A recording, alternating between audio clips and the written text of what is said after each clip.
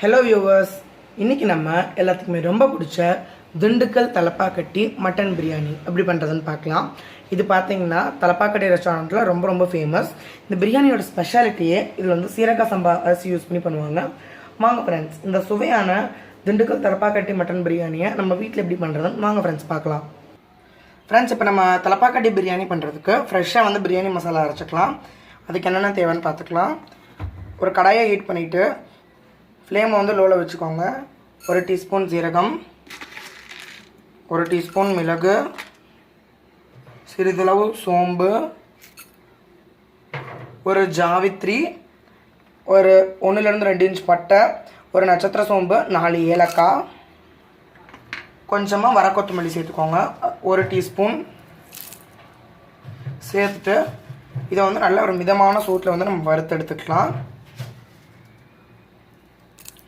ஒரு பிஞ்ச் வெந்தயம்.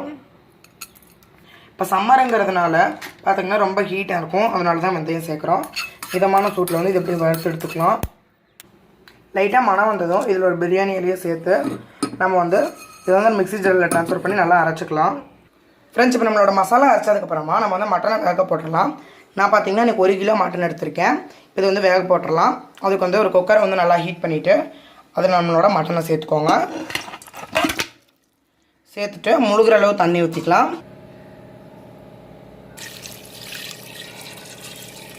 ஓரளவுக்கு மீடியமாக இருந்தால் கூட போதும். சேர்த்துட்டு இதில் ஒரு 1/2 டீஸ்பூன் மஞ்சள் தூள் சேர்த்துக்கோங்க. மஞ்சள் தூள் சேர்த்ததுக்கப்புறமா 1 டீஸ்பூன் கல்லுப்பு. கல்லுப்பு இல்லைனா நீங்கள் வந்து பவுடர் சால்ட் கூட சேர்த்துக்கலாம்.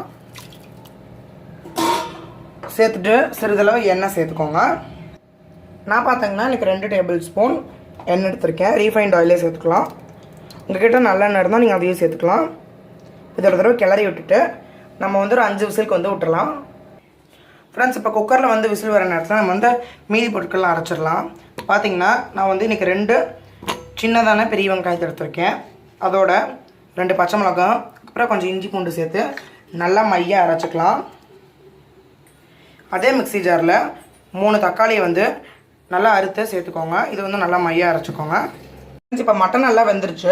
இப்போ வந்து நம்ம வந்து அதே குக்கரோ அப்படின்னா வேறு குக்கரையோ வந்து நல்லா ஹீட் பண்ணிக்கோங்க. ஹீட் பண்ணிவிட்டு 2 டேபிள் ஸ்பூன் எண்ணெய்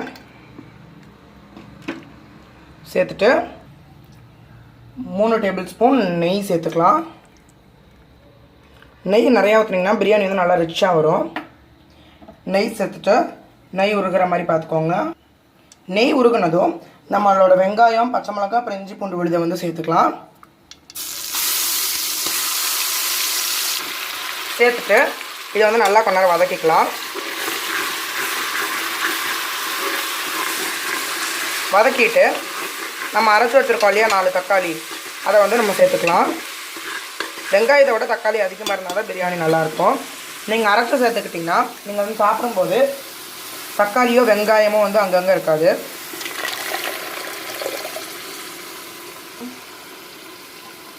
நம்மளோட தக்காளியை சேர்த்தாச்சு. நம்ம வெறும்னே பிரியாணிக்கு வந்து இந்த வெங்காயத்தையும் தக்காளியும் அப்படியே கூட நீங்கள் சேர்த்துக்கலாம். பட் அது வந்து உங்களுக்கு வந்து ஒழுங்காக வதங்கலைன்னா அங்கங்கே வந்து பிரியாணியில் வந்து தெரியும். இப்போ இதை நல்லா சேர்த்துட்டு கலக்கி விட்டுட்டு கொஞ்ச நேரம் வந்து ஹீட் பண்ணிக்கோங்க.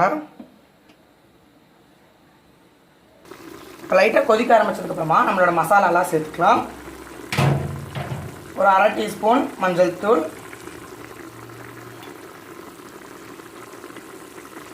1 டீஸ்பூன் மிளகாய் தூள். காரத்துக்கு ஏற்ப கூட்டவோ குறைக்கவோ செஞ்சுக்கலாம்.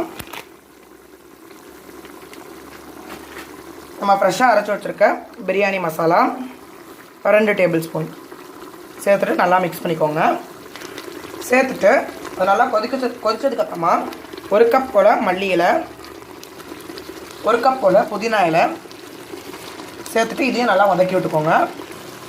இப்போ நல்லா கொதிச்சதுக்கப்புறமா 1 கப் தயிர் சேர்த்துக்கலாம். 1 கப் தயிரை சேர்த்துக்கோங்க.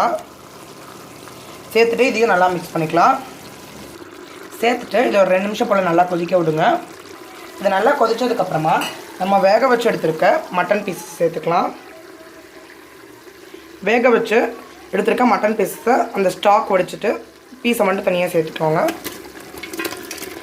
சேர்த்துட்டு இதை நல்லா மிக்ஸ் பண்ணிக்கலாம் ஃப்ரெண்ட்ஸ். இப்போ நல்லா அந்த பிரியாணி மசாலாவும் அந்த மிளகாத்தூள் வந்து நல்ல ஃப்ளேவரை வந்து மட்டனை கொடுக்கும். அந்த மட்டனோட கிரேவியும் நல்லா கொதிச்சதுக்கப்புறமா நம்மளோட அரிசியை சேர்த்துக்கலாம். நான் பார்த்தீங்கன்னா இன்றைக்கி 6 சின்ன டம்ளர் அரிசி எடுத்திருக்கேன், சீரக சம்பா அரிசி. நீங்கள் வந்து தலப்பாக்கட்டி பிரியாணி பண்ணுறதா இருந்தால் நீங்கள் வந்து சீரக சம்பா தான் எடுத்துக்கணும். நார்மல் மட்டன் பிரியாணியாக இருந்தால் நீங்கள் வந்து பாஸ்மதி அரிசி எடுத்துக்கலாம். இப்போ 6 டம்ளர் சீரக சம்பா அரிசிக்கு 9 டம்ளர் தண்ணி வந்து கரெக்டாக இருக்கும். இப்போ அரிசியை சேர்த்துக்கலாம். சேர்த்துட்டு இதை நல்லா மிக்ஸ் பண்ணிக்கோங்க. அரிசியை சேர்த்ததுக்கப்புறமா நம்ம பிரியாணிக்கு தண்ணி சேர்த்துக்கலாம். நம்ம மட்டன் வேக வச்ச தண்ணி இருக்குது இல்லையா, அந்த ஸ்டாக்கு தான் ஃப்ரெண்ட்ஸ் நான் வந்து எடுத்திருக்கேன். அந்த ஸ்டாக்லேயே பார்த்திங்கன்னா நான் வந்து இப்போ வந்து 9 டம்ளர் சேர்த்துக்க போகிறேன். இப்போ அந்த தண்ணியை சேர்த்துக்கோங்க. சேர்த்துட்டு நல்லா மிக்ஸ் பண்ணிக்கோங்க. நான் ஏன் அந்த ஸ்டாக் எடுத்துருக்கேன்னா அதில் தான் வந்து அந்த மட்டனோட சத்தெல்லாம் பார்த்திங்கன்னா இறங்கியிருக்கும். உங்களுக்கு வந்து ஸ்டாக் சேர்க்க பிடிக்கல, நீங்கள் சாதா தண்ணி கூட சேர்த்துக்கலாம். பட் அந்த ஸ்டாக் சேர்த்து பண்ணிங்கன்னா நல்ல ஃப்ளேவராக ரிச்சாக இருக்கும் ஃப்ரெண்ட்ஸ். இப்போ நல்லா மிக்ஸ் பண்ணிவிட்டு உப்பும் காரமும் சரியாக இருக்கான்னு பார்த்துக்கோங்க.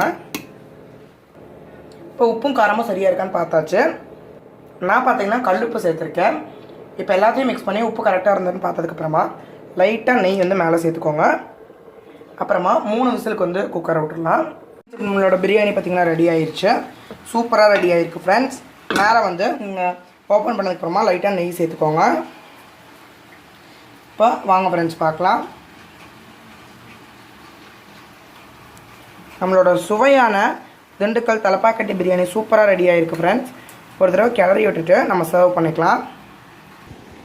ஓகே ஃப்ரெண்ட்ஸ், இப்போ நம்மளோட சுவையான தலப்பாக்கட்டி மட்டன் பிரியாணி பார்த்திங்கன்னா ரெடி ஆயிடுச்சு.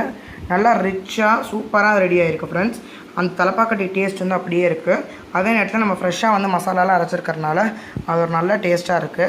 பார்த்திங்கன்னா அரிசியெல்லாம் வந்து உதிரியாக வந்திருக்கு. இந்த தலப்பாக்கட்டி மட்டன் பிரியாணி ரெசிப்பியை நீங்களும் உங்கள் வீட்டில் ட்ரை பண்ணி சாப்பிட்டு என்ஜாய் பண்ணுங்கள் ஃப்ரெண்ட்ஸ். இந்த வீடியோ மறக்காமல் லைக் பண்ணுங்கள், ஷேர் பண்ணுங்கள், கமெண்ட் பண்ணுங்கள். அப்புறம் நம்ம சேனலை மறக்காமல் சப்ஸ்கிரைப் பண்ணுங்கள். தேங்க்யூ.